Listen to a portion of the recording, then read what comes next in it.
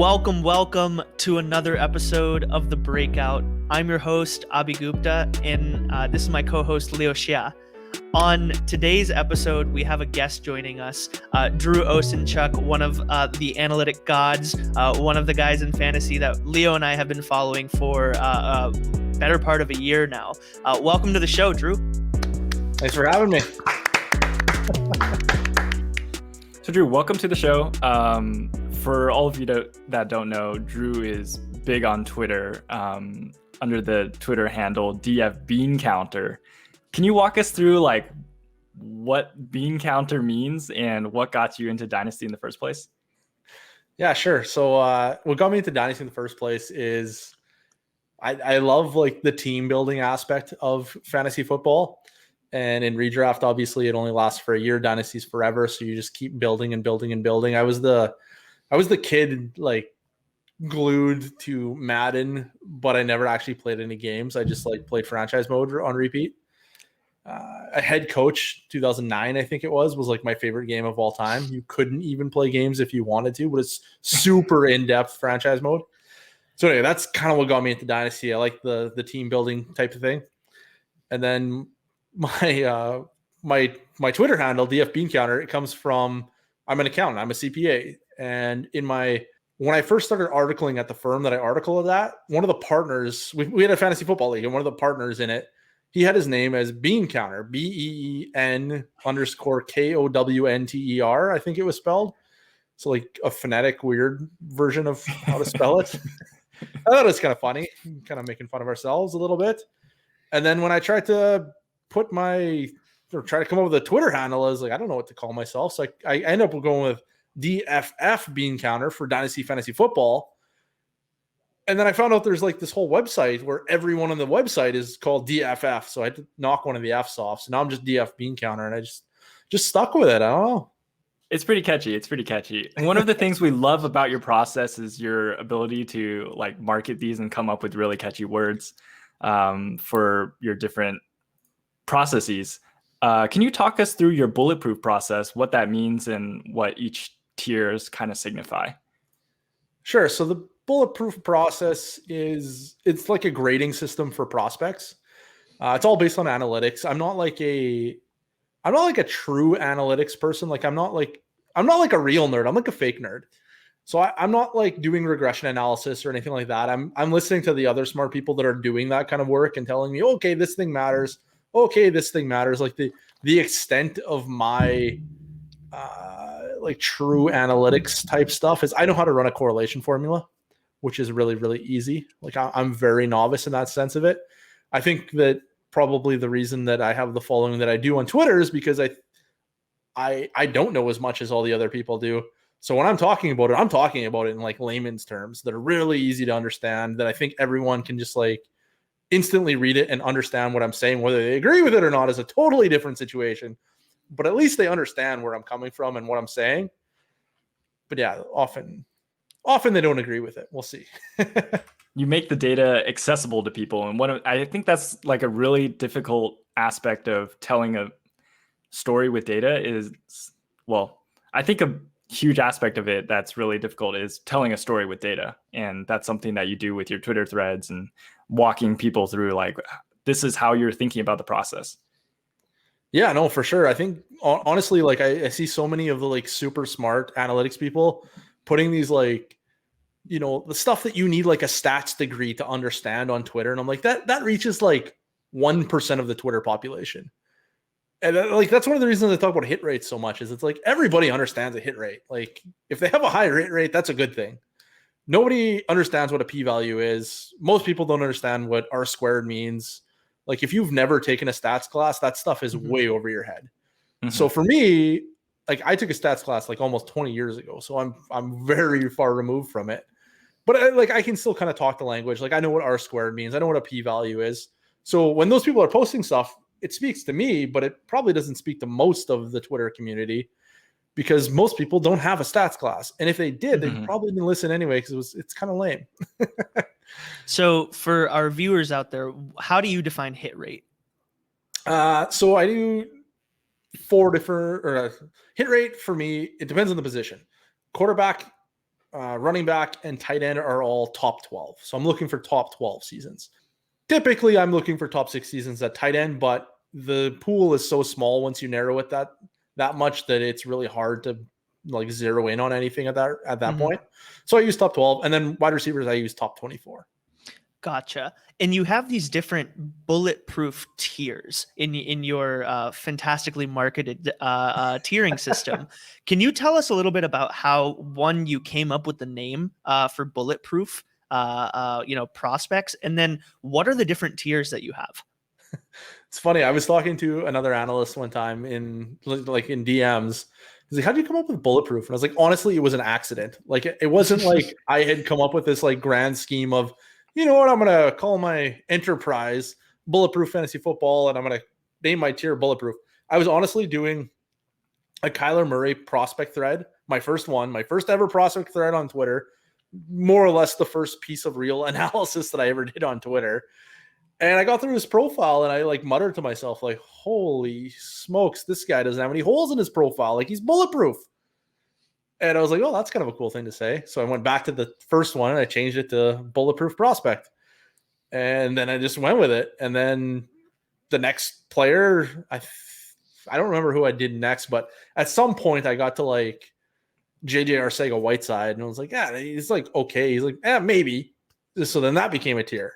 And it just came naturally. I don't know. There wasn't a master plan behind it. Is maybe the way to put it. So what are the different tiers that you have, and what are the hit rates that are associated with them? Okay, so every tier has the same, or every position has the same tiers, and the hit rates in the tiers across positions are all the same, and that's on purpose so that when I'm talking about a bulletproof player, it means something no matter which position it is. So bulletproof prospects, the bucket that they fit into, the historical hit rates are around 75% or up. It depends on the position.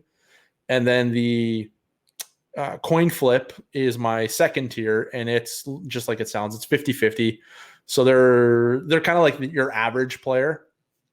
And then we have maybe tier, which I've recently changed due to much confusion between what's better between coin flip and maybe. So maybe is gone now, and it is replaced by long shot, which is like a 25% hit rate bucket. And then we have the bust tier, which is not very good, and it's like 12 to 10% depending on the position. I think actually tight ends is even lower. It's like 8%. It's really bad. So that's how the tiers work. When you look at different prospects, obviously there's a lot of different data that goes into it. Do you have a favorite metric for, let's say, wide receivers that you use just on a daily basis more than others? I don't know that I have like a favorite metric per se. Like they're all kind of, I mean, they're all important, right? Like if I had to pick one metric, and like if your question is, if I have to pick one metric and that's the only metric I can use, which one would I use? It's breakout age. That is the best metric in my opinion. If you have an 18 or 19-year-old breakout wide receiver, they already have great hit rates. Like beyond that, like just with that, you're like out hitting the market, which is good. And then the others, like I don't actually use breakout age, which is kind of funny to say would be my favorite. So I don't use it in like its like intended sense. I use age adjusted college production. So I'm comparing age 18 to age 18, age 19 to age 19, and how these players perform in. I use yards per team pass attempt, and I use market share of receiving yards. So yards per team pass attempts is just like it sounds. Receiving yards divided by pass attempts. Market share is, again, just like it sounds. Receiving yards for the player divided by the team's total passing yards. Super straightforward. Like you can calculate this stuff. You don't need an advanced mathematical degree or a statistics degree. Like anybody with a calculator can figure out these metrics. And then I just compare them across the whole population. Well, how did this player do at 18 versus this player? And what did all the good players do? And what did all the bad players do? And then you build the process out from there. So breakout age, if I have to pick one, is my pick. But again, I don't actually use it in the way that it's meant to be used. But it factors in heavily because I'm looking for age 18 and age 19 production. on a market share basis or on a yards per team pass attempt basis. Do you think that the way that breakout age is traditionally used and marketed on Twitter is kind of there's almost two sides of it. There's people that are breakout age truthers, and there's like people that just absolutely hate breakout age, BMI, any other metric that's on Twitter. Yeah, so like there's a whole bunch of people. I always joke that they're like breakout age flat earthers. Like they're just deniers of breakout age. And it's like you can show them, like, look at everyone who's 18 does well. Everyone who's 19, and it's not everyone, but the vast majority of 18 and 19-year-old breakout ages do well. And they're like, yeah, but like, you know, AJ Green had an age 20 breakout age. And it's like, yeah, okay, AJ Green had an age 20 breakout age. I agree, he did. But he's one of, like, you know, a very low percentage that actually hit. There's way more age 18 or age 20 breakout ages that didn't hit than AJ Green. Like, you need to look at the denominator, not look at just the one guy who hit. And then even with breakout age, you can break it down even further, because when you look at the guys who hit with age 20 breakout ages, more often than not, that's their first season. They didn't break out earlier because they didn't play earlier. So like the age 20 breakout age guys that hit are usually like AJ Green, Cooper Kupp, Kenny Golladay, Michael Gallup, Calvin Ridley, like guys that all dominated from their first season. They just didn't play at 18 or 19, so they don't get the breakout age at 18 or 19. A lot of analytics folks are actually moving to experience adjusted production rather than age adjusted. I've been playing around with it. I haven't really found much success with it yet, but I just kind of started playing around with it recently. But yeah, like the correlations on experience adjusted are actually higher than age adjusted. I just use some other stuff that makes the younger players stand out a little bit better. So it seems like your formula is rooted in things that we can measure, right? So how did you produce? How much do you weigh? What's your 3-cone speed? All that sort of stuff. Do you consider any of the things that we don't have numbers for yet? You know, scheme fit, personality, work ethic. Are those things that you think are important, or are they things that, you know, the numbers tell us 90% of the story, so they don't matter? Yeah, I think the numbers tell you 90% of the story, so the other stuff doesn't matter. If you're like, I always find it funny when people are talking, well, he's a great, you know, he's a hard worker. Like there was just the thing out about Drew Lock today, I think. It's like, oh, no, his work ethic is much better this year, so he's going to be a better player. I'm like, was he really not doing anything the rest of his career? Like, was he not studying film the rest of his career? Because I do believe that, you know, that kind of stuff matters, but it's like on the margins. Like him studying more isn't going to make him throw more accurately. You know what I mean? Like, anyways, the point of this is all to say that usually the guys with the strong work ethics are successful because they have strong work ethics. Some guys, yeah, they'll float by on just pure skill. Like they don't have the intangibles. They're just really talented individuals. And then they get to the top level where everyone is really talented and most of them are hard workers. So then maybe they get flustered out. But you hear, like, there's lots of stories of like superstars that are like not hard workers that were just really talented players, or it just came naturally. Like they understood how to, you know, how to stack the defender. They didn't have to study how to do it. They just like innately knew how, basically. So yeah, I don't really factor in anything like that. If you can't measure it, then how do you know what really matters? That's more or less what it comes down to. And even with metrics and stats and things like that, there's a whole bunch of them that don't matter. Like we can measure it and it doesn't matter. So we need to like zero in on the stuff that we can measure that does matter. And if we measure it and it doesn't matter, then it doesn't matter. There's no like making excuses for it. If we can't measure it and it matters, well then, you know, it probably shows up someplace else in production or in draft capital or in whatever other kind of thing there is. So you're saying that these other metrics that exist, they still collect signals on those qualitative things, but we don't, like, even though we can't put a score to personality, we can calculate, you know, how it impacts that player's production through the other metrics. Yeah, like if, you know, a wide receiver is a real difficult person to play with, well, the quarterback's probably not going to throw to them, so they're probably going to produce very much, or the coach is going to bench them because they're a bad attitude, or they're, like those kind of things manifest themselves, right? Like if somebody isn't a team player, then their team probably doesn't like them. And, they won't go to their birthday party, and that's going to ruin their draft capital. That's fair. I love that example. So let's move to applying your bulletproof process to the 2021 class. We just began to touch on wide receivers, and I think that this wide receiver class is really, really polarizing. And we can summarize this entire debate around Jamar Chase and Devonta Smith, right? And the big debate that we have between these two guys is they both produced, but one guy did a lot earlier and one guy did a lot later. And one guy's really, really beefed up and the other guy's a twig. So with this framing, how would you say that you weight college production versus athleticism? So athleticism doesn't matter at the wide receiver position for the most part. Like when you look at like correlation of athleticism, like I use a relative athletic score. It's by @MathBomb on Twitter. He's got a whole website for it. He has players basically to the dawn of time. And he has a formula that he calculates, and he uses he rolls all their athletic testing at the combine into one number. It's called relative athletic score, RAS. And when you put that in, it doesn't give you any signal. Like there's the correlation is very, very low. But doesn't make bad players good is maybe the way to put it. Like unproductive players that are athletic still aren't going to be productive because they were never productive in the first place. They had those athletic gifts and it didn't help them in college. So why would it help them in the NFL? That's kind of how I look at it. But I did find when I'm looking at athleticism, like only in my top tier, like the cream of the crop. And then I filter by athleticism by this RAS score. It gives some like incredible results that I wouldn't have expected to find necessarily based on the correlation.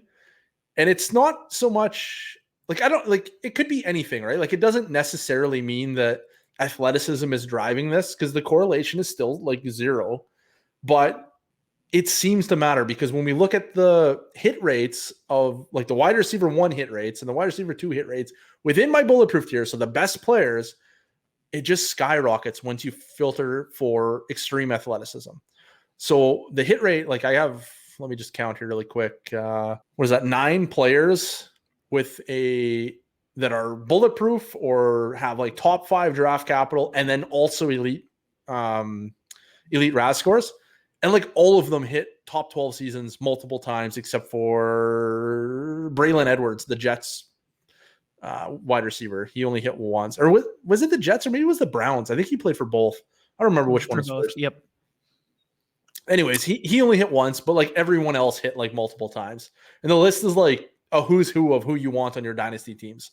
It's Julio Jones, AJ Green, Brandon Cooks, DJ Moore, Justin Jefferson, by the way, who I did not know this back in draft season last year. I had not got this far in my process. In fact, let me finish this and then we'll talk about that in a second. Justin Jefferson, Calvin Johnson, Andre Johnson, AJ Green, Des Bryant, and Braylon Edwards. So it's just like guys that are like top of the league type wide receivers, right? So I didn't know about this. I hadn't actually developed like a concrete process until not well into the season. The wide receivers I finished, I believe, in I don't remember, September or October, mid-season, I would say. Before that, I was just like an analytics user. So I looked at the same kind of things, but I didn't have like a defined process. It was just like, it when you see it. So I would look at a prospect, I would look at their market share, I would look at their yards per team attempt, I would look at, all these different things.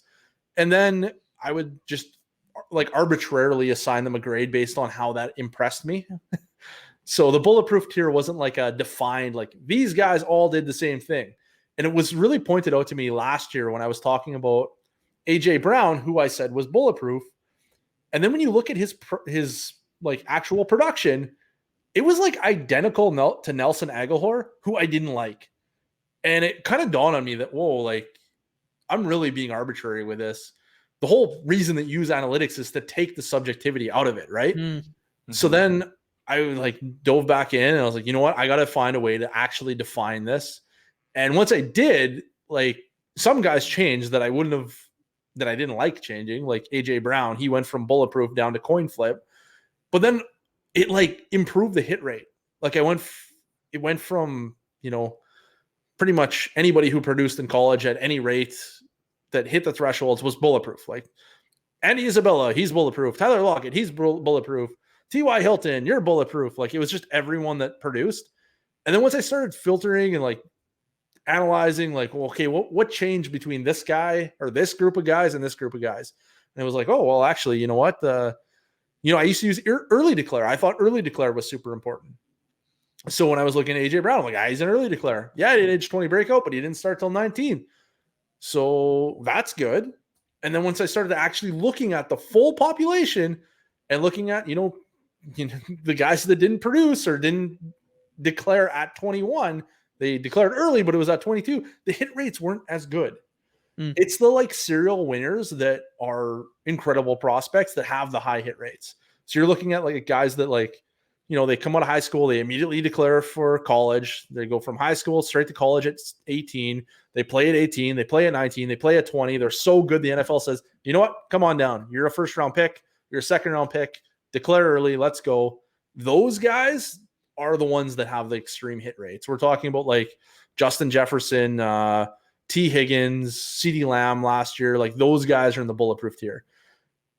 And then when you look at like the guys like AJ Brown, it's like, yeah, no, like they had some good data points, but there's a lot of guys that had good data points that didn't turn out like the 21-year-olds did. So then instead of early declare, I kind of flipped to 21-year-old. And I'm like, yeah, you know what? An early declare or a senior that isn't going into the NFL at 21 that produced like they should, they have the same hit rate. So I don't really care about early declare anymore. It's more about age 21. And just kind of built from there. It was like, well, what does this matter? Well, does this change anything? Well, does this change anything? And then once I was, like we have to break up these players, right? Like we have all these bulletproof players. How do we decide which ones are better? So then it was like, how do we like what is impacting hit rate in these in the bulletproof tier? Like, how do I know which guy to go after that is a great prospect? And then it was like, well, this athleticism thing. Like once I filtered on extreme athleticism, then we got Julio, Cooks, DJ Moore, Justin Jefferson, and so on and so forth. Like we get a new level of production, a new level of NFL production. And that was really exciting. And then the other thing that, I don't know if you guys know Cooper on Twitter, Cooper _ DFF, I think is his handle. He's one of the patrons. He's like the patron. He helps me, like he stress tests the rankings for me. He helps me build the databases and all that stuff. If I have an idea, I'm like, hey, Cooper, am I an idiot or does this make sense? He tells me if I'm going down the wrong path, brings me back in, reels me in, he's my guy. So anyway, we were like going back and forth. I'm like, oh yeah, like you need to have who's Terrace Marshall. I'm like, this guy's going to be terrible in my process, but I love Terrace Marshall. Like, give me the Terrace Marshall. I'm breaking all the rules on Terrace Marshall. Like, dude, like you're wrong. I'm like, no, I'm right. And then we went back and forth. And I'm like, he's an alpha. Like, I want alphas. He's like, why do you want alphas? I'm like, because they have better hit rates. And then he like proved me wrong. He's like, well, here's the hit rate for big guys. Here's the hit rate for little guys. And I was like, well, that's not what I'm looking for. I'm looking for perennial wide receiver ones. That's what I want. So then when I flipped the criteria from a single top 12 season to 3 top 12 seasons, then we see the alphas emerge and it's like night and day. And it plays out at bulletproof. It plays out at coin flip, maybe bust. Like the alphas are the guys you want in Dynasty. So when these guys like KJ Hamler, he was bulletproof last year, but he's definitely not an alpha. Like he's tiny. Not like Devonta Smith tiny, but he's tiny. Mm-hmm. And it was just like, yeah, like I didn't have him ranked with the other bulletproof players last year because of this. Like we didn't define alpha versus beta. It was more like I said, like I used to do, just when you see it. So I had him ranked way lower than the top tier guys. But anyways, so you start filtering for these kind of things to figure out who's good, who isn't good, who has a better chance of like wide receiver one on repeat, like the guys that are just in the wide receiver one mix year over year over year. And like, it's just, those are the kinds of things that you need to keep looking for. Like the top 24 hit rate was already great, right? Like we already knew that the guys that are in here are already great. The guys that miss that are in here, by the way, are usually like the predictable guys. Like it's KJ Hamler, who's like a 3rd round dynasty rookie pick. Like nobody's saying he's the best player in the class by any stretch. Mm-hmm. And that's another thing that I always find funny with this type of thing is people always like, or not always, but people come to me sometimes and like, well, you're just picking the good players. I'm like, well, isn't that a valuable skill? Like, don't you want the good players?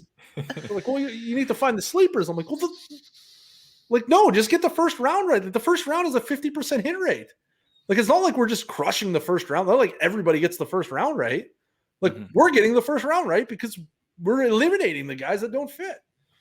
So anyway, I've kind of lost track of where I was going with that. But back to your original question. You were talking about Jamar Chase and Devonta Smith.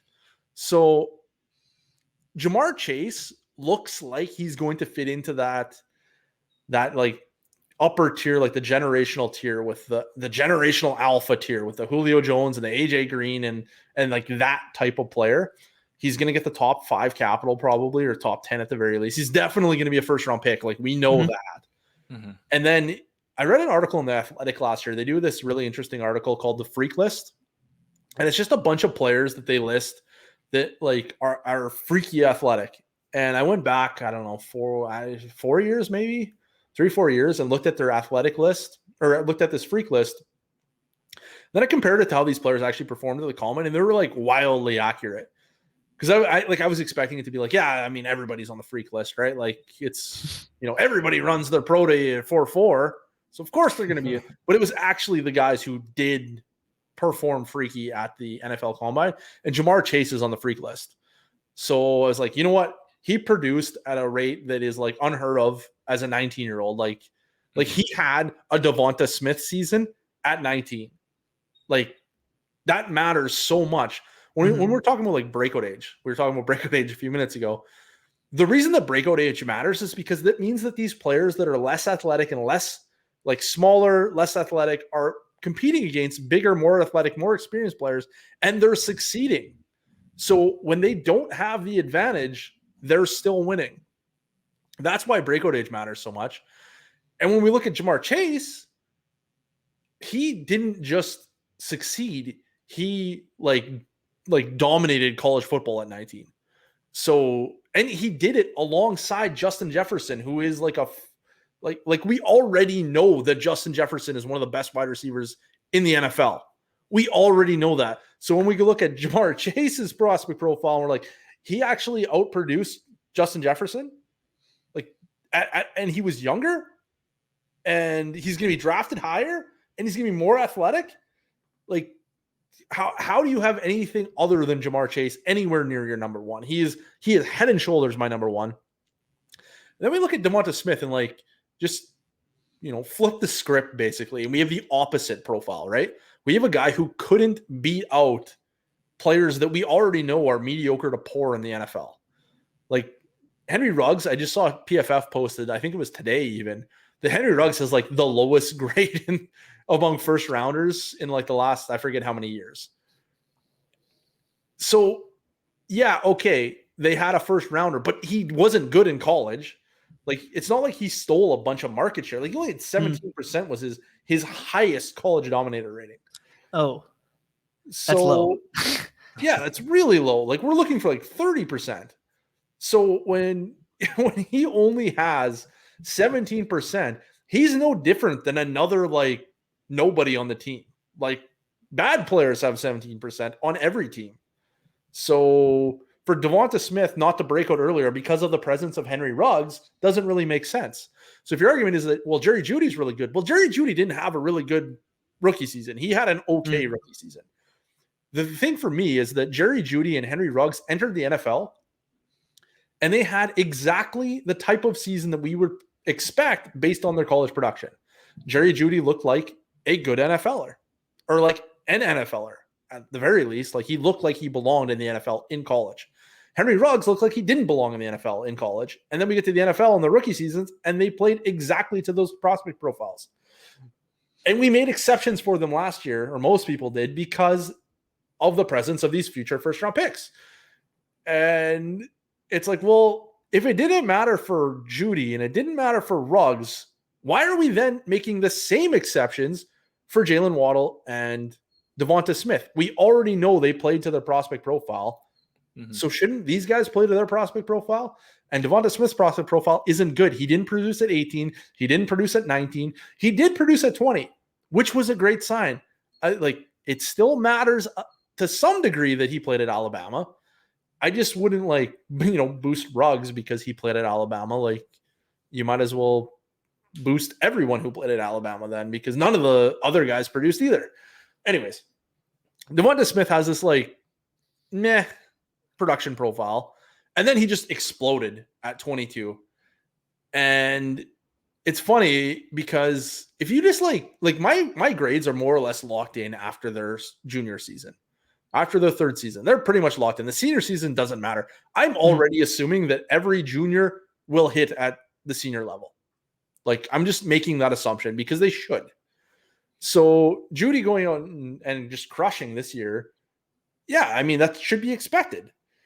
And then when you look at, I get told all the time that, yeah, but he produced to this extreme level. He didn't just produce; he produced to an extreme level. It's okay, but once you get above a certain level, it doesn't matter anymore. It's a threshold. It's not linear. 40% college denominator isn't better than 35% college denominator. It's the same. Once you get diminishing returns. Yeah. Yeah. Once you get to a certain level, it's all the same. So Devonta Smith just doesn't have a lot of good data points.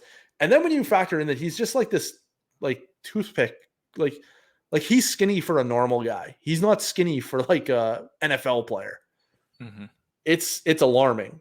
There's nobody that's been drafted basically at his BMI since Marvin Harrison. And to be honest, the website that everyone's pulling that from, I'm not even sure is correct because they had a whole bunch of players wrong. They had Justin Jefferson at a tiny BMI because in college he was listed at 6'2" and 190 pounds or 6'3" and 190 pounds, which he's not. He's I forget what he is now. Is he 6'2", 205 or something like that? Yeah, something like that. He's fine for BMI. So this website was wrong across the board. They had Randy Moss wrong. They had Randy Moss at this tiny BMI. They had him listed at 6'4" and 190 or 180 or something like that. If you look up his actual pro day, and then it's supposed to be from the combine. He didn't even go to the combine. He missed his combine. You go to his pro day, he weighed in at 6'4", 210, which is what he played at, which is a good BMI, which is the same as AJ Green's BMI. Anyways, I'm going on a bit of a tangent here, but yeah. So once you start looking at, BMI, does this really matter? Well, this is what factors into profile type. I was just talking about the alpha and the beta. Devonta Smith looks like a beta, which is a really low ceiling, right? Think he's Jerry Jeudy. He honestly is Jerry Jeudy all over again. If Jerry Jeudy had stayed and Devonta Smith had declared last year, I would have expected it to be the exact opposite. Jerry Jeudy would have just crushed this year as well. There's no doubt in my mind they're the same player essentially, which is to say, they're complementary receivers. They're NFL receivers, but they're complementary. And then, so let's tangent now onto BMI because he got me down this path talking about Devonta Smith. So BMI, so with data, right, there's correlation and causation. And I'm not really, how do I word this? I'm more concerned with being right than why I'm right, if that makes sense. If the correlation on BMI is good, which it is fairly good, then that means that there is correlation there. That means the heavier you are, the more likely you are to hit at the NFL level.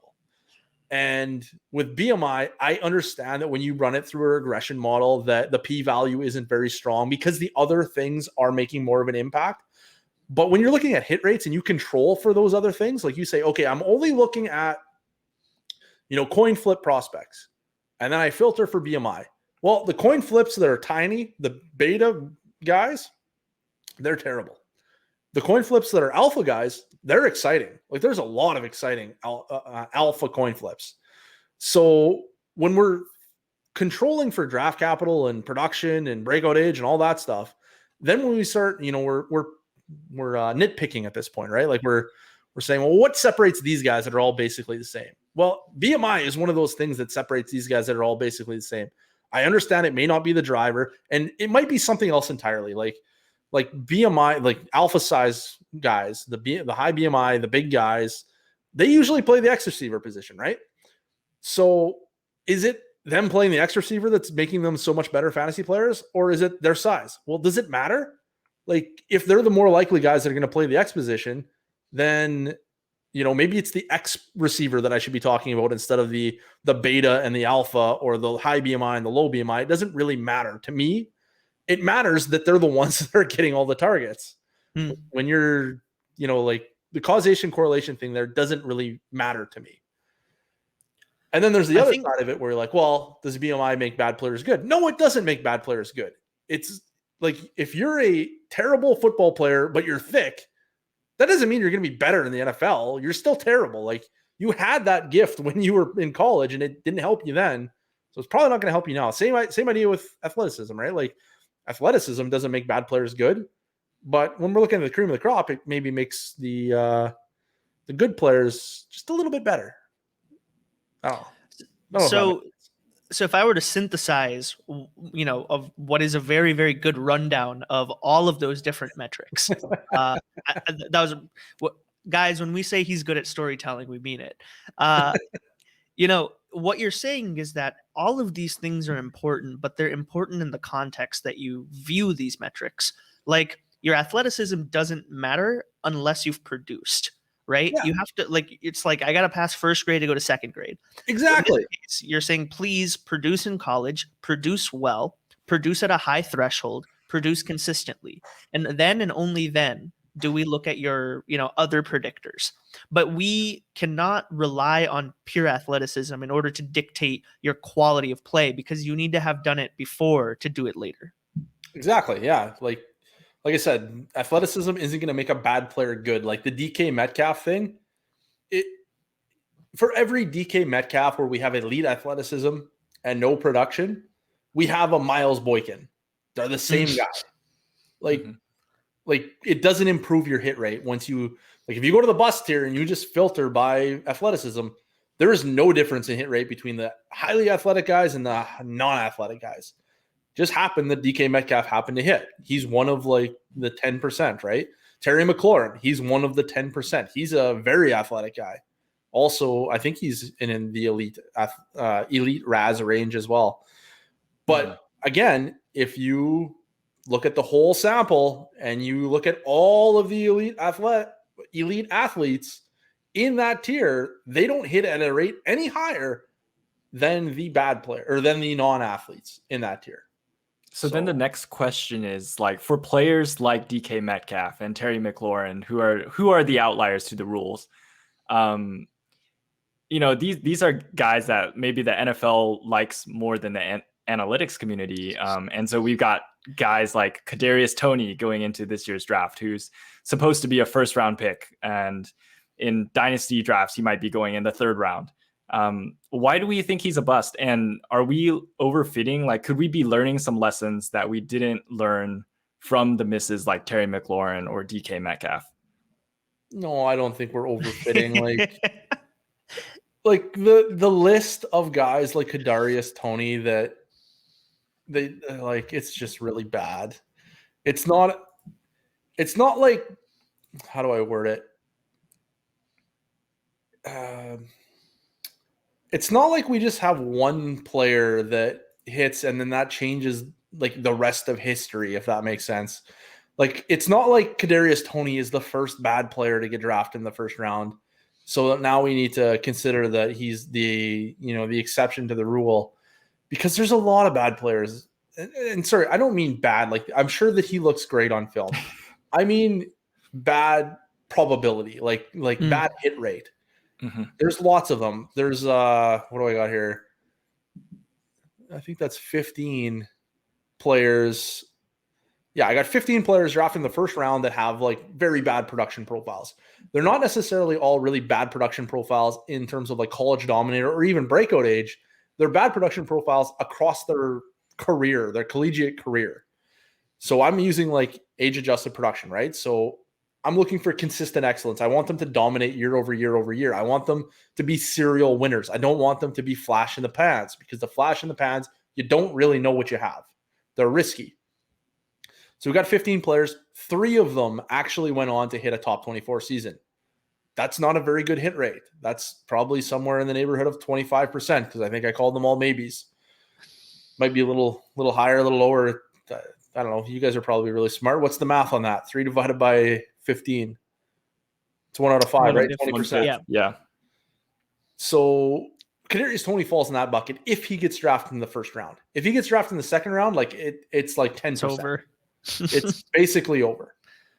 So and these guys, like I said, they're not necessarily like they've never dominated. Like a lot of these guys have really high college dominators. Like we have who do we got in here with the high college dominator? Josh Doxson. Josh Doxson has a crazy high college dominator, and he has a crazy low breakout age. The problem with Josh Doxson is that his production was largely fueled by touchdowns. College dominator weights receiving yards and touchdowns at the same level. So it's basically their market share of receiving yards, their market share of touchdowns blended together at a 50-50 rate. It's a way overemphasis on touchdowns. Touchdowns are random. That's why we don't bet on them in fantasy. That's why betting on touchdown regression is usually a way to win in redraft, and you can usually buy low in Dynasty based on touchdown regression, or sell high because, somebody gets like a absurd touchdown rate and you're like, well, that's never going to happen again. So anyways, that affects That affects college dominator way more than it should. That's why I don't use touchdowns at all. I'm only looking at yards. So, and then the other factor with college dominator is that it's often per game, like it's game adjusted. So if these players have high touchdown totals in low amounts of games, now we have small samples combined with unstable metrics, and it just is like a recipe for disaster. And that's what you get with like Josh Doxson. Devonta Parker was like that. High touchdowns. He only played like 8 games his final season. So his college dominator just blows up. I think he had a moderately low breakout age too, though. But again, like it was touchdown fueled. And then you get into guys like Henry Ruggs. Henry Ruggs didn't produce at all. Never mind. He did nothing. Who was I going to say? John Ross. Like John Ross didn't do anything until his final year, then exploded. And then voila, we have a first round pick that ran real fast. Does this sound like anyone that we were just talking about? Maybe like he's going to get boosted based on his 40 time in his final season, and he didn't do anything in college up until then. Mm-hmm. So what you're saying is that these are like almost the same profile. We can learn from history if we were to just look. Yeah, we can learn from history if we were to just look. Like they might be different styles of player. Like John Ross was a field stretcher, right? So it's a totally different like play style than Kadarius Toney, who's thought of as like this space back or space receiver that's going to make people miss in the open field and more of a slot receiver type. Different styles of receiver, but similar production profiles, similar draft capital, similar athleticism. They might even be similar size. I don't know how big Kadarius Toney is, to be honest. I've kind of just ignored him because he's such a tiny, if I remember correctly. Yeah, he's just such a like nothing in my profile that I've never really looked that close into him. Because you just got like there's so many better bets you can make than Kadarius Toney in the middle of your second round of your rookie draft, or heaven forbid if he gets into the back of your first round like John Ross did. Yeah. Do you look at the same type of metrics when you look at quarterbacks? I feel like quarterbacks are like so incredibly hard to scout because there's so much that's going on, like scheme fit, the coaching situation, all of this stuff like matters more so than wide receivers or running backs. What are the different types of things you look for in QBs? Yeah, so I haven't actually had as much success as I would like to at quarterback. And it led me to this, to like trying to get better, right? Like I want to have the best rankings. I want to have the best results. I want to win my fantasy leagues, of course. So just, looking for ways to get better. And what I came across was this model called QBase from Football Outsiders. I've heard or read, I can't remember if it was on a podcast or an article or something. The guy who developed it actually got hired by the Browns and was like instrumental in them drafting Baker Mayfield. It's like an incredible model. Like when I put it into my spreadsheet and I look at like the correlation on it, it's like super high. And it makes sense. Like when you go back and look at like the old guys, it's got like Aaron Rodgers and like Ben Roethlisberger and Eli Manning and Phillip Rivers are like the top dogs in this model, and it's based on things like college experience, and I think they use adjusted yards per attempt, completion percentage, things like that. And then they also look at like S&P Plus scores or like the metrics. So like your S&P Plus is looking at quality of competition, and then they look at who are your teammates? Like, are you just getting boosted by your teammates? Like Johnny Manziel, who played with Mike Evans. Like, obviously Mike Evans was the better half of that duo. Johnny Manziel looked better. I mean, maybe Johnny Manziel's off-field stuff played a factor, but when he was on the field, he wasn't any good anyway in the NFL. So I'm not sure how true that exactly is. He probably would have busted, in my opinion, regardless of his off-field problems. But anyways, so they factor in all this stuff, right? And then they give them a score, and then you can test the score. And I use that as the basis of my model, or I don't have a model. I don't do models, but that was the basis of my process. I use a threshold according to that scale. So once they're above this, then they're probably pretty good bet to hit. And then I use, draft capital, like someone like Deshaun Watson didn't score very well in QBase. I'm not actually sure why. I've never looked into it, but I'm assuming because he played at Clemson with a bunch of first-round picks and they won a national championship, and he wasn't overly efficient in college from a passing perspective. That's the other thing. QBase is only for passing. It has no bearing for rushing. So I'm assuming that he just wasn't a very efficient passer. He was a pretty good rusher in college, though. But anyways, and then once you factor in draft capital, it's like, well, if they're drafted in the top 15, they still have a pretty good shot. Like, it's still like 50-50, even if they were bad in QBase. And then if they're drafted outside the top 15, then it gets really scary, and you just don't want to draft those guys. Just stay away. If they're not good in QBase and they're drafted outside the top 15, it gets really scary. To be fair, it's actually the top 12, but that's cherry picking because Deshaun Watson was the 12th pick. Do you look at it? 15th. Oh, nice. But sorry, I was just going to say, and then the other thing that I've been using is age-adjusted PFF grades. PFF grades are literally useless at the running back and wide receiver position in college. They're very good in the NFL, but they're not very good in college. And when you age-adjust it reveals some interesting things, like Deshaun Watson had one of the best age 18 PFF grades in the database. I think they started in 2010, so in the last decade or so. And it's like, whoa, that is an interesting data point. At least there was that kind of hope. Like he was good at that at least. And then again, I'm looking for the same kind of thing that I'm looking for with wide receivers. I want to see consistent excellence. I want to see them be good year over year over year. And so that kind of thing doesn't change the grades for me, though. That's more of like a context within the grade. Like when I'm trying to figure out who's the best bulletproof prospect, that's the kind of thing I'll go to and say, okay, yeah, like Trevor Lawrence has literally the best grades at like 18 and 19. Like he's a prodigy, right? Like he walked he stepped onto campus and immediately was like the best quarterback in football, period. And that matters. That shows us that his floor is like sky high. Like he is a good quarterback. Nothing can take that away from him. So anyways, do you think that for quarterbacks?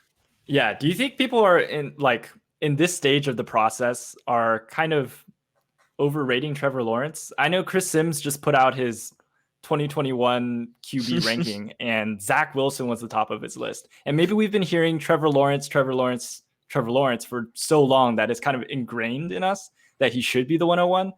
But is there a situation where, Zach Wilson actually ends up better than Trevor Lawrence? I mean, I think it's possible. Like anything's possible, right? Like who would have thought that Russell Wilson would be better than Andrew Luck? They're in the same class. That happened. So, I mean, I don't know that Russell Wilson's actually better than Andrew Luck, but like, who would have thought they'd be comparable at the very least? So, is the question, could Zach Wilson be better? Yeah, of course he could be better. But the thing, like, the other part of the question was, should Trevor Lawrence just be our 101, or are we getting like weary of talking about him as the 101? I don't think that's necessarily the case. Like I said, with Trevor Lawrence, there's like no doubt. Like the guy was like the best high school recruit of all time. He stepped on foot at Clemson and immediately led his team to like best seasons ever at Clemson. He has the highest PFF grades at 18 and 19, if I recall correctly. Like, he's a super stud, right? The issue that I have with him is that I don't really have like anything that I can point to and say, yeah, he's actually elite though. There's no questioning his floor. Like, he has an incredible floor, but I just don't know what separates him from everyone else in terms of him being the best player of all time, if that makes sense. Like, I think we might be overstating his ceiling, but we are in no way understating his floor, if that makes any sense at all.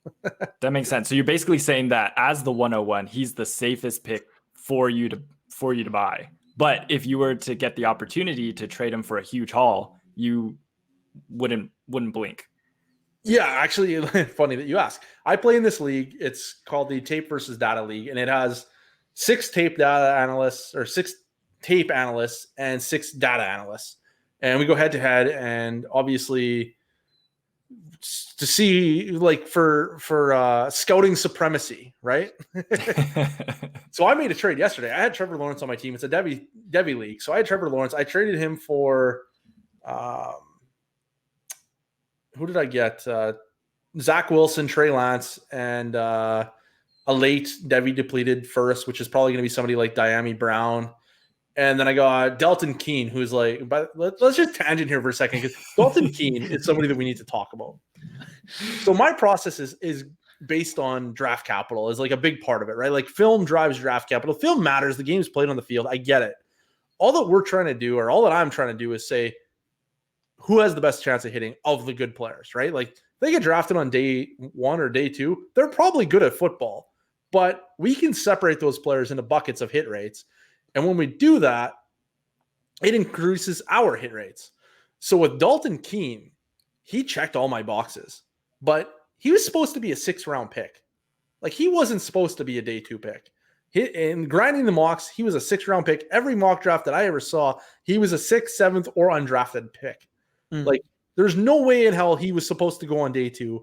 And then Bill Belichick just like completely ruined everything and drafted him in the 3rd round, which pushed him up into my bulletproof tier. And now I have this Dalton Keene guy in my bulletproof tier, and I have to go and buy him in every league because he's bulletproof now, even though he shouldn't be. He never should have been. It's Bill Belichick's fault. He's the bane of my existence. That's the great thing about the bulletproof process, though, is like when we have these, like I'm saying, like 75% hit rate, right? The guys that miss, like, we know who they are. Like, they're the KJ Hamlers. Like, he was a 3rd-round rookie pick. We didn't expect him to actually be on the same level as T. Higgins and CeeDee Lamb and Justin Jefferson. Like, we knew that he wasn't a good bet, even though he qualified.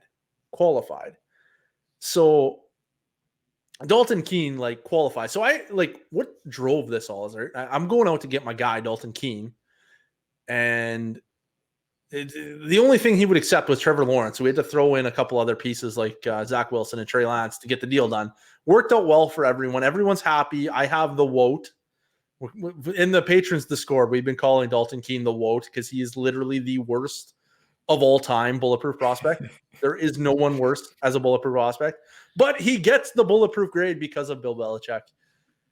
So I digress. So that's really fascinating. So I actually think that I would make that trade too. I would take the, plethora of prospects over Trevor Lawrence because, I mean, I totally agree with you. Trevor Lawrence, people really value safety, right? That's why they invest in their 401ks. But people really want to become, millionaires off of GameStop. And if you're one of those people, I think, we have a lot of quarterback prospects in this draft that have perhaps a much lower floor than Trevor Lawrence, but a much, much, much higher ceiling than Trevor Lawrence too. And that kind of leads me to, something that I personally am very afflicted by, which is the lack of Justin Fields love on the timeline. I think that Justin Fields is a great player, but, there's been a lot of talk about his lack of ability to progress through the field. He isn't as spectacular as Zach Wilson. So kind of based in that, looking at the quarterbacks that we have in this draft class, how do they compare to one another in your rankings and also in QBase? Well, QBase isn't out yet. It doesn't come out till April, so we don't actually know. But like I do Devy rankings, so I kind of like reconstructed it to some extent. Like I look at the same stuff that they look at for the most part. I don't really look at adjusted yards per attempt because I don't really see much of a correlation there, and completion percentage doesn't really matter to me either. So I look at like the same kind of like peripheral stuff, and then I also look at like PFF grade and ESPN's QBR and like things like that instead. But let's go. Got on a little tangent there. When we're talking about Justin Fields, he's like the perfect fantasy quarterback, right? Like he's big, so he's like, huge. He can run the goal line sneaks. He's a Konami quarterback. Like the Konami code is like what you need at the quarterback. Like it used to be a luxury, the Konami code. It's now like a necessity. Like you can't be an elite quarterback without some rushing production. And Justin Fields is going to offer that. And then when we're looking at fantasy, we want guys that throw the ball down the field. We don't want the check down Charlies that, require a incredible supporting cast to get yak for them to make them relevant. Like that's like Jimmy Garoppolo, like relying on like Deebo Samuel and George Kittle to get just huge yak on every pass, or Jared Goff relying on his receivers to get huge yak on every pass. Like we want guys that throw the ball down the field, like a Matt Stafford or players like that, like Aaron Rodgers, Tom Brady, like all those guys throw the ball down the field. They're not check down Charlies. So with Fields, his 2019 average depth of target was something crazy. Like it was, I can't remember the specific now, but it was like 12. And most guys are in like the 8, 9, maybe 10 range. His was like absurdly high. So when you have the Konami code quarterback and you have the guy throwing the ball down the field and you have the big guy, like there's nothing that he can't do on the football field that's required to score fantasy points. Like whatever the situation, he can score fantasy points. And the other great thing about Justin Fields is that he's been excellent at every step of the way. Like he has that consistent excellence. He wasn't the best quarterback prospect of all time from a high school recruiting perspective because Trevor Lawrence was, but he was like second. So he's a serial winner. Other than, at Georgia where he couldn't beat out Jake Fromm, which I think might be more of a indication that Kirby Smart is actually Kirby dumb. I don't know for sure, but that might be part of it. So then he transfers to Ohio and he just like immediately dominates at Ohio. He has a great PFF grade in his first year starting. He has a great PFF grade in his second year starting. We've never seen Justin Fields be anything other than great. So he has a great, like a really high floor, kind of like Trevor Lawrence. But with Justin Fields, we see those extras, like, and not to say that Trevor Lawrence isn't a Konami quarterback, because he is, but Trevor Lawrence's average depth of throw was like 8 or 9. I can't remember specifically. Justin Fields was like 12. So like there's a big gap there in terms of like willingness to throw the ball down the field. So I wouldn't be shocked at all if Justin Fields actually was the better fantasy quarterback, but the film, like this is a film position. Like it's really hard to scout quarterbacks analytically. Like wide receiver, I feel like it's like a solved equation through analytics. Mm-hmm. Quarterback is a lot more difficult. QBase is great, but even then, like once we get into the guys that qualify on QBase, we're still not getting like fantasy superstars because there aren't a lot of fantasy superstars at the quarterback position. Like there's only, one Tom Brady, one Peyton Manning, one Drew Brees. After those three guys, like who else do you comfortably put into that like elite quarterback range? Aaron Rodgers, that's 4 guys over 20 years. Like there's just not a lot of them where we feel comfortable saying these guys are all great fantasy assets. A lot of starter years in there. Like you can get Ben Roethlisberger and Eli Manning and Phillip Rivers. They are very good fantasy quarterbacks, but they're not elite fantasy quarterbacks. And who's to say that Trevor Lawrence doesn't have that kind of career? Like could still be a Hall of Famer. Like those guys are all on fringe Hall of Famers, but they didn't really win you any fantasy leagues in the last 20 years. Any of those guys, like they're all in the back end quarterback 1 range pretty much throughout their entire careers, except for Eli Manning. He was more like fringe quarterback 1, like a lot of quarterback 2 seasons. And even actually Roethlisberger, now that I think about it, he didn't have that many quarterback 1 seasons either. He was more of a fringe quarterback 1, quarterback 2 as well. So Yeah, I like Justin Fields. I'm with you. There should be What's more the gap? What do you think is the gap between, say, Justin Fields and Trevor Lawrence, and Justin Fields and whoever you have as your QB3? I'm taking Trevor Lawrence at number 1 because I feel like the safety's there, and I don't know that he doesn't have an elite ceiling. Like, I think he could. I just don't know that he does. Whereas at like the wide receiver position or the running back position, like we know a lot of the guys that have the elite ceilings as prospects. At quarterback, I feel like I don't know who has an elite ceiling. Like Patrick Mahomes, for instance, I wouldn't have said he had an elite ceiling.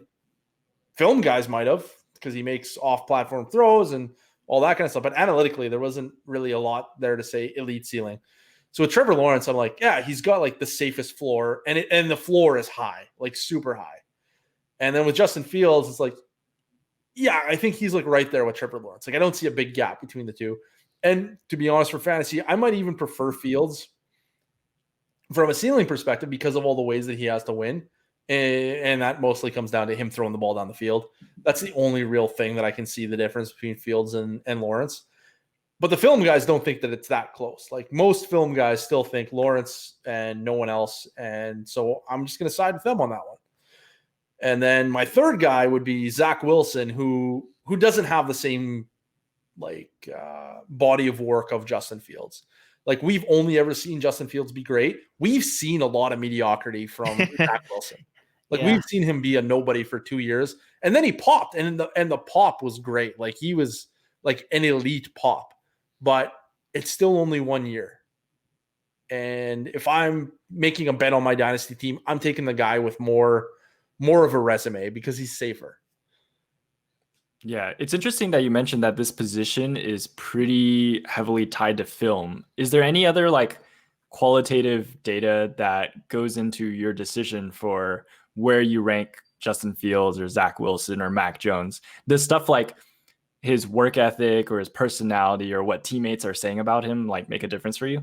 I don't really think it makes much of a difference to me. Like, if they're, like we were talking earlier, like if they have a good work ethic, it probably showed up in their college production. Like, they probably did well in college because of their good work ethic. So it doesn't really change anything for me. And then it's like, you can't know if it matters, if that makes sense. Like, we don't know that work ethic matters. We assume it does because it does in virtually every walk of life, but we don't really know if that's what separates player A from player B. And if work ethic did matter, it probably mattered in college and got picked up in some other metric that we are looking at, that we can measure. Mm-hmm. In terms of like teammate stuff, I don't know. Like, if somebody doesn't go to Zach Wilson's birthday party, are we going to knock him down our draft board? Like, I probably won't. I mean, maybe, I guess. We'll see.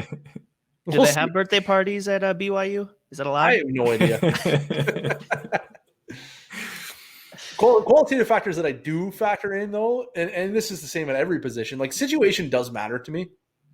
Like, where they land matters a ton. Not a ton. Like, it's not going to change somebody's grade, but it's context that I think plays an impact in where I'm going to have them ranked. Like, last year, I had Tua Tagovailoa ranked number 1.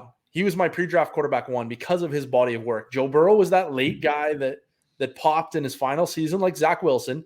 Not to say that it's bad. It's just, it makes me nervous. That's all that it is. So Tua was my number 1. And then the draft happened, and Tua went to the Dolphins, which was not what I wanted. I wanted him to go to the Chargers because I felt the Chargers had this like perfect landing spot for a quarterback. They had Keenan Allen, who I think is one of the best wide receivers in football. They had Hunter Henry, who's I think a very good tight end. They had Mike Williams, who's like a pretty good deep target. And they had Austin Eckler out of the backfield, which is like a perfect dump-off option, the like safety blanket, right? So I felt like the Chargers was the best landing spot, and Justin Herbert ended up there. I actually like bumped Justin Herbert because of that landing spot in my rankings, because I just felt like there wasn't a lot of space to fail. And when you look at like the inefficient quarterbacks that did go on to be successful in the NFL, a lot of them are tied to these like superstar wide receivers. They're good at QBase too. Like, don't get me wrong. Like, Aaron Rodgers has a fantastic QBase, but he also landed with like Jordy Nelson and Devonta Adams, and he had that kind of like supporting cast out of the gate. The hesitation with Aaron Rodgers would be that he wasn't very efficient, right, in college. The same thing happened to like Matt Ryan. Like Matt Ryan wasn't very efficient in college. Well, he landed with Roddy White and then he got Julio Jones. So it's hard to fail when you have a Julio Jones to throw to. Matt Stafford's another one. Matt Stafford was inefficient, good QBase, but inefficient in college. He lands with Calvin Johnson. Calvin Johnson is the tide that raises all ships. Like, it doesn't matter who the quarterback is when it's Calvin Johnson. And that's enough to get these players through their growing pains of being young. And I find that a lot of times the quarterbacks that do go on to be good, they're not necessarily good as rookies. They're not like they're not good as rookies. Let me stop. They're not good as rookies. A lot of these guys were terrible rookies. Peyton Manning was a terrible rookie. I mean, like if he was still pretty good though. I think he had a lot of yards, but he wasn't a great like efficient rookie. Like Andrew Luck. Andrew Luck didn't have an efficient rookie season based on some of the stuff I look at, like PFF grades in the NFL are very good for quarterbacks. He did not have a good rookie year PFF grade. Tua Tagovailoa had a better PFF rookie grade. So when we're looking at like that kind of thing, I think situation matters to some extent because it helps the players get through that like growing pain phase of their career and can, boost production as well. Like pretty well every year we have a rookie quarterback that hits top 12 as a rookie. And then we have a whole bunch that don't. And the one that usually hits is usually the Konami code guys. Like those are the guys that usually hit as rookies. Like Dak Prescott hit because of his rushing upside for the most part as a rookie. He was an okay passer, but he got a lot of rushing yards. So anyway, back to the situation. Tua Tagovailoa goes to the Dolphins. The Dolphins just like they do nothing in the draft, and it's so disappointing to me. And then I see the Bengals, who I like Tyler Boyd and AJ Green, they're good wide receivers, but they go out and they draft T. Higgins, who I love. And I'm like, oh man, like they're setting Joe Burrow up for success. So after the draft, Joe Burrow went to my number one. Tua Tagovailoa fell down a little bit. He was closer to Justin Herbert. Like they all three guys were actually what were they? 6, 7, 8 in my Superflex rankings. But I felt a lot better about Justin Herbert after the draft than I did before the draft. So let's say that, you have these multitude of quarterbacks. One of them ends up in Carolina where you're dealing with, DJ Moore, Robbie Anderson, and potentially Curtis Samuel plus CMC in the backfield. Would that quarterback, given its situation, be in, would they be bumped up in your rankings compared to a QB that would go to the Jets and let's say they're going to have assets around that quarterback? Yeah, if whoever goes to the Jets, I'm really hoping they get some good players because Denzel Mims ain't it. Jameson Crowder's he's an NFL receiver, but that's all that he is. He's nothing special. So whoever goes to the Jets, he needs help. And if they don't get any help, he's gonna probably fall to the bottom of my quarterback tier one. So yeah, that's gonna be a scary landing spot. Hopefully they draft somebody in the second round. Do they even have a second round pick? I'm assuming they do. Hopefully they pick up a good wide receiver in the second round that they can pair with him, like a T. Higgins. We'll see. Or maybe they get some free agents. Like there's supposed to just be this salary cap crunch and everyone's getting cut next week. So we'll see who ends up on the free agency list. Maybe they can get a cheap free agent that's really good. And that would, bolster the supporting cast for whichever quarterback lands in the Jets kingdom or whatever they call it. The Chiefs kingdom, right? What's the Jets one called? Just JETS. Jets. So anyways, yeah, if I have quarterbacks that are similar, like a Zach Wilson and Justin Fields, or I shouldn't even say no. There's no chance that Trevor Lawrence falls out of my 101 because the film community says he's that good. So you say maybe if Fields ends up in Carolina, maybe he bumps Trevor Lawrence, but it's not going to happen. He'll still be my quarterback too. But if Wilson ends up in Carolina and Fields ends up in the Jets and the Jets don't do anything and they send him out there with Denzel Mims, kind of like the Dolphins hung Tua Tagovailoa out to dry with, Mike Gesicki and Devontae Parker, like a bunch of duds. Check out Drew's video on Mike Gesicki, please. You will learn to hate this man.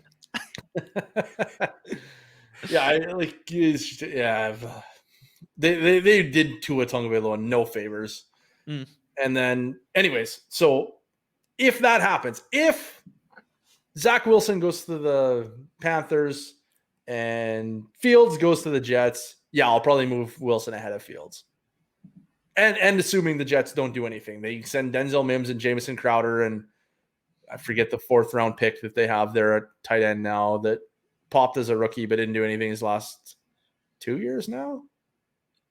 I think it's 2 years. Is it Herndon? Yeah, Herndon, Chris Herndon. If they send him out there with those 3 guys as his main targets, like, he better run for a lot of yards. Yeah.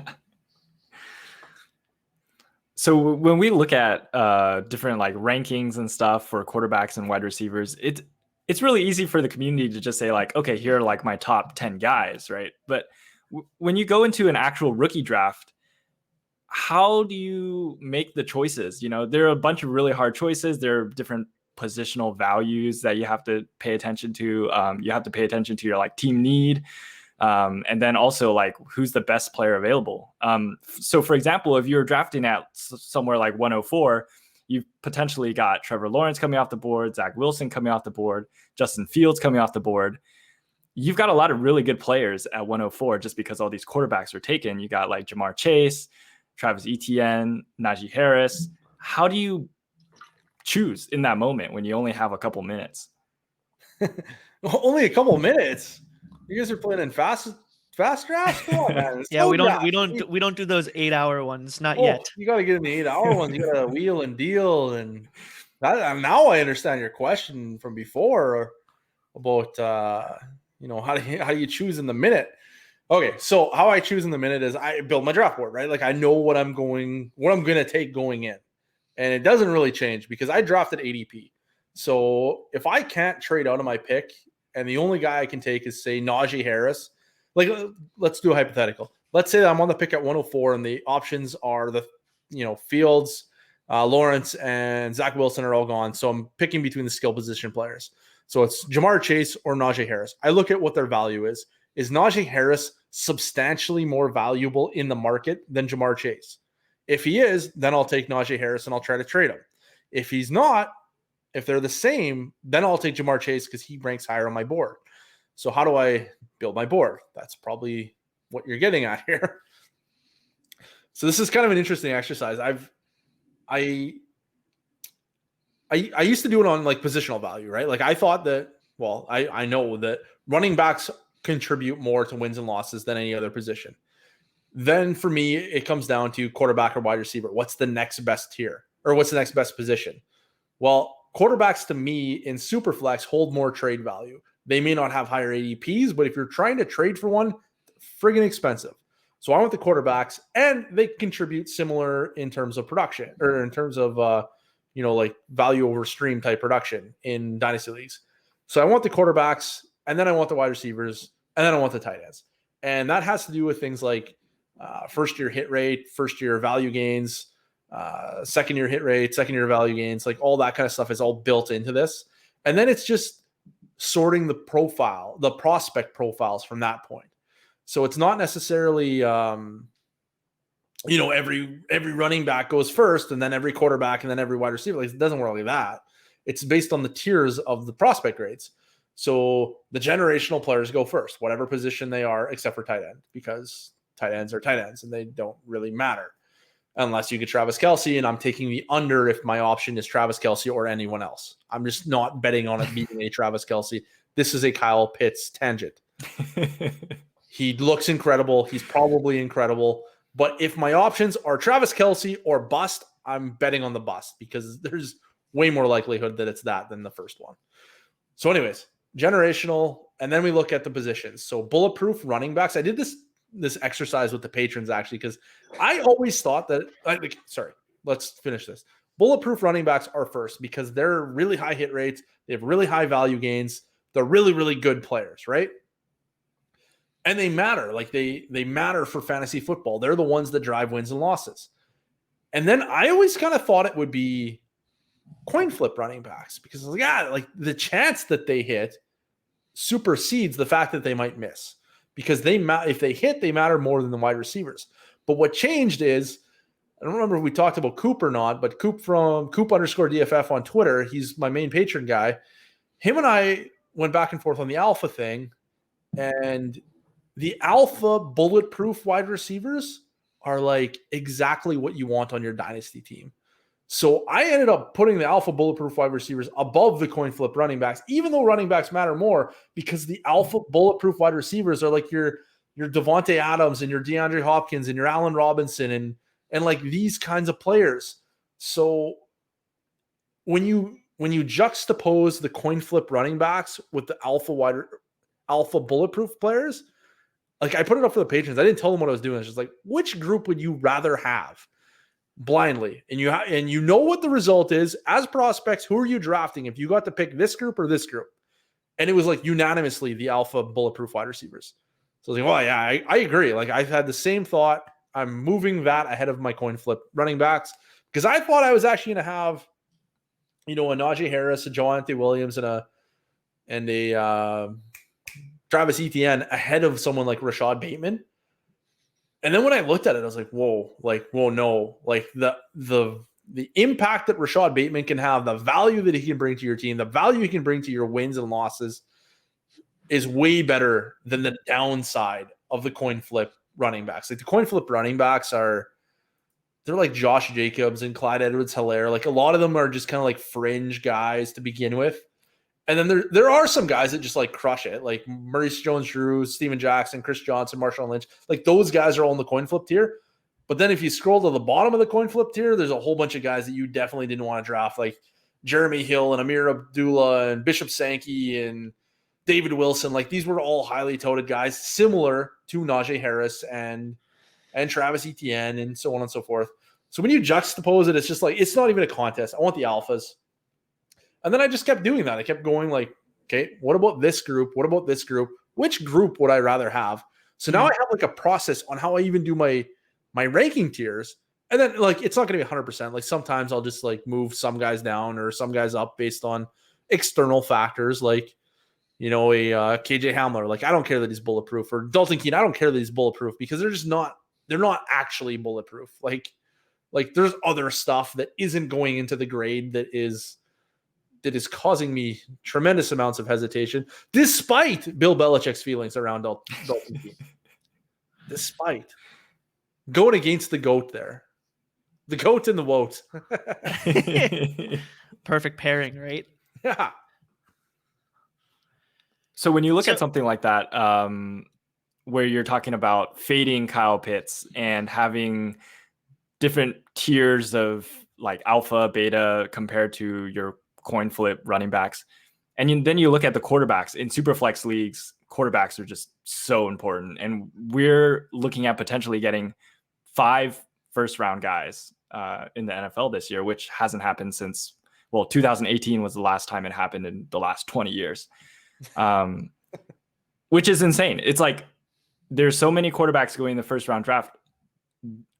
Would you be reaching if you were to take like a Mac Jones or Trey Lance over some of these other guys that you mentioned? So yeah, like I'm looking for special ability first. And I think that the first 3 quarterbacks have the special ability with high floors. Like I don't think that Zach Wilson is going to bust, but by any stretch. So I think he has a high floor and he has like an elite ceiling because film guys are telling us he has an elite ceiling. He throws off platform. He does this, he does that, so on and so forth. So I think those guys are in a tier of their own right now.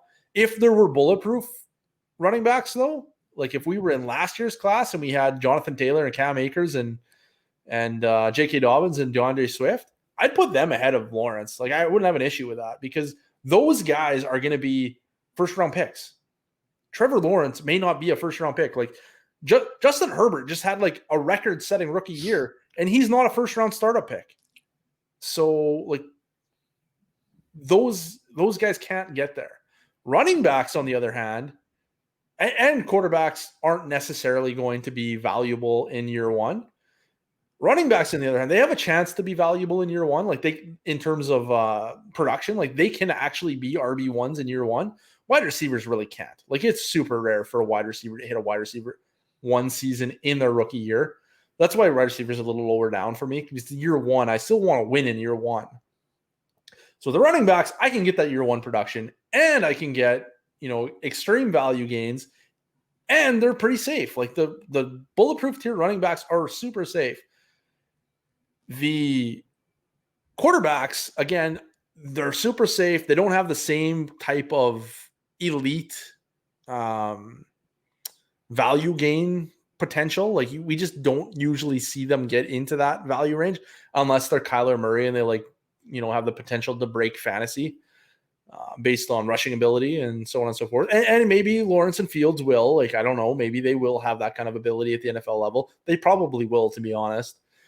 But after those guys, then we're looking at ceiling floor, right? And Trey Lance is a guy that has perhaps the highest ceiling in the class. Like he has the best Konami code ability.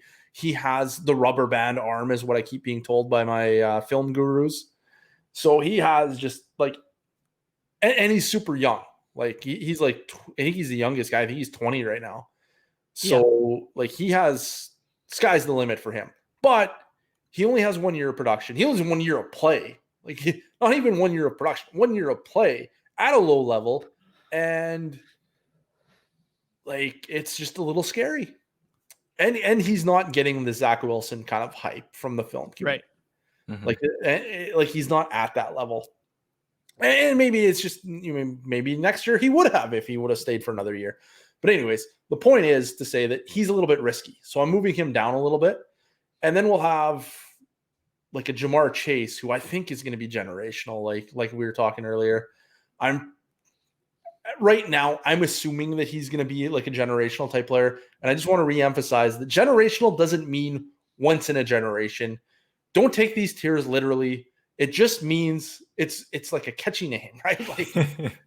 It just means that I'm looking for a way to separate my bulletproof tier into another level, and he's in that other level. He's in, I think he's the best prospect since Julio Jones. I think he's a better prospect than Amari Cooper. I think he's a better prospect than anybody in last year's class, the year before, and the year before, and the year before. He's the best prospect since Julio Jones. So if I can get him after I can get these generational, not generational type not these generational type quarterbacks, but these really good quarterbacks that have high floors and high ceilings, I'll take the wide receiver because I think he's going to be a game changer for a decade, if that makes sense.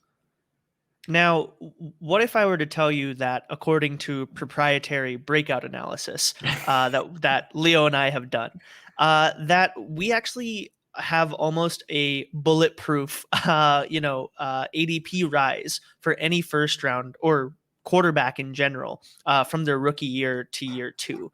I think if I were to pull up the numbers right here for quarterbacks drafted since 2015, we had 29 quarterbacks who were fantasy relevant enough to have ADPs in year one and year two. Of those, 66% of them saw a rise in ADP, and 44% of them saw a rise of at least 50 spots.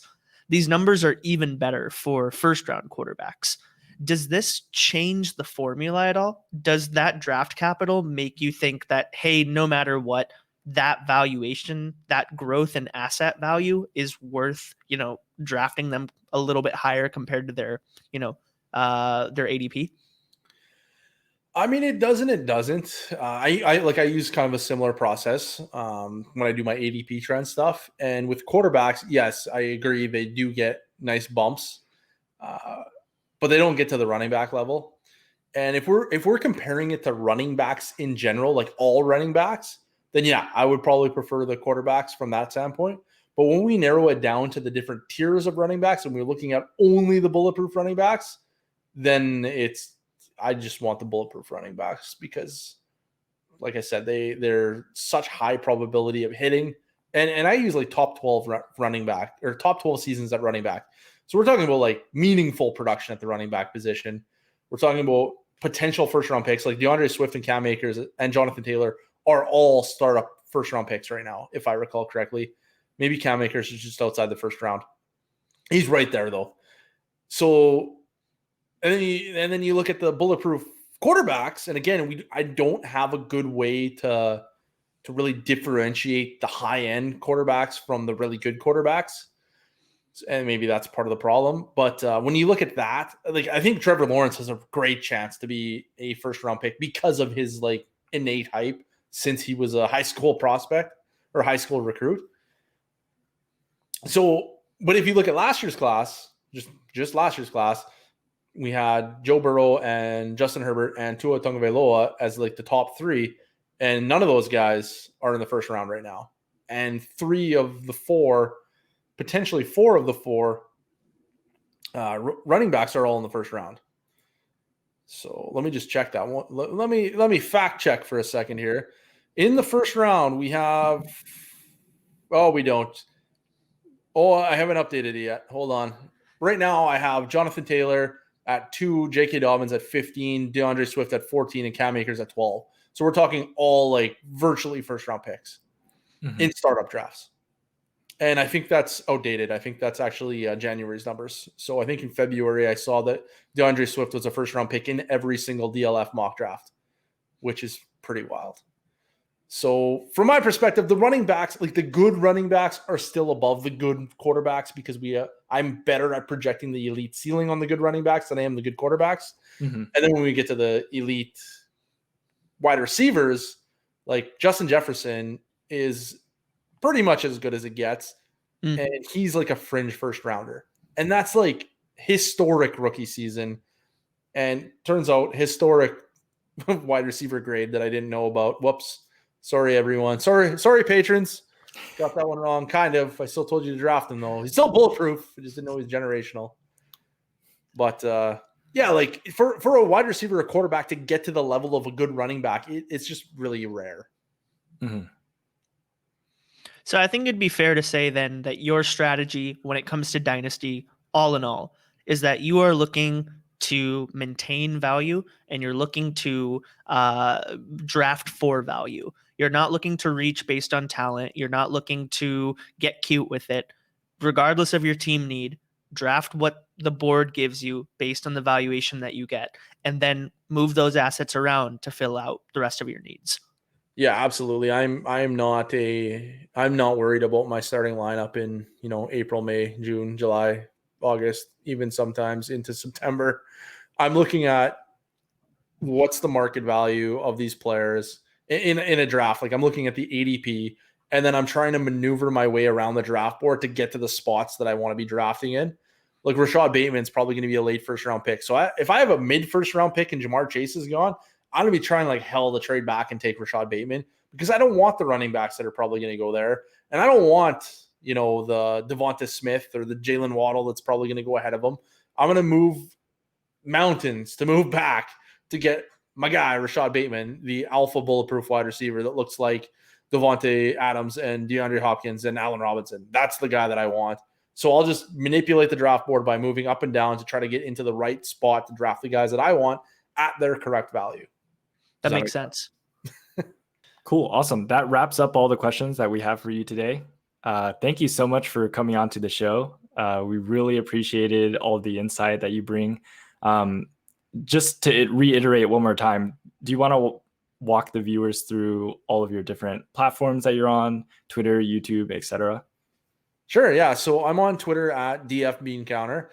And then I've recently started a podcast, which is pretty exciting. I think the 4th episode went up yesterday, and it was the most downloaded first day episode of the history of the podcast. So very exciting. It was like the first episode, I'm going to be honest with you, pretty shaky. The 4th episode, I feel like we're getting it down a little bit. I think it sounded pretty good. Check it out. Maybe don't listen to the first one until you listen to the first 3. Do them in reverse order because they definitely are better at the end. Anyways, got the new podcast. It's Bulletproof Fantasy Football. You can find it on basically, I think, everywhere that podcasts can be found.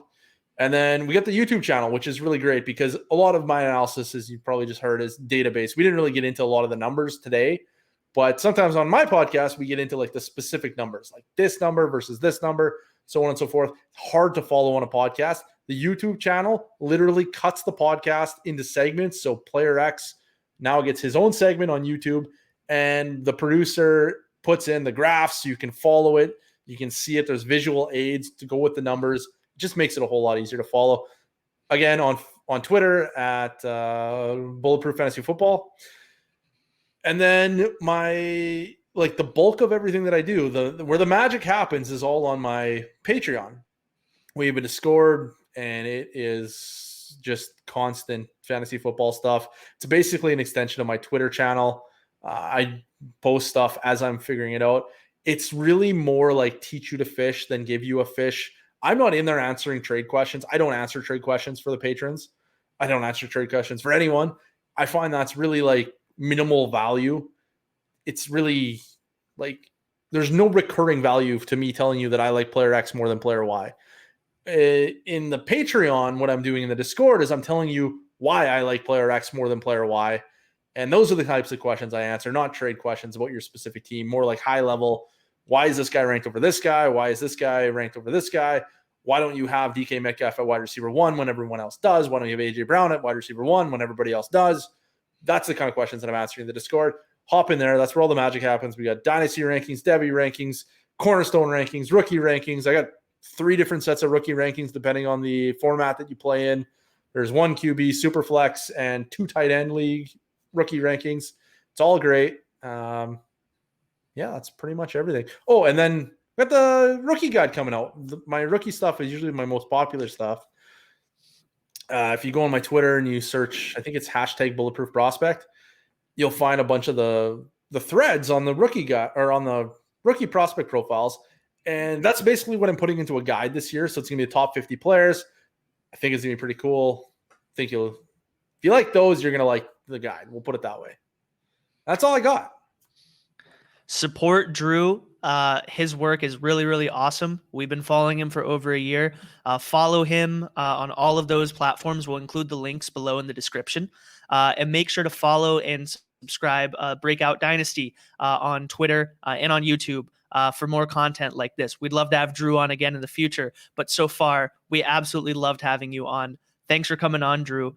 And this has been another episode of The Breakout. Let's hit the music.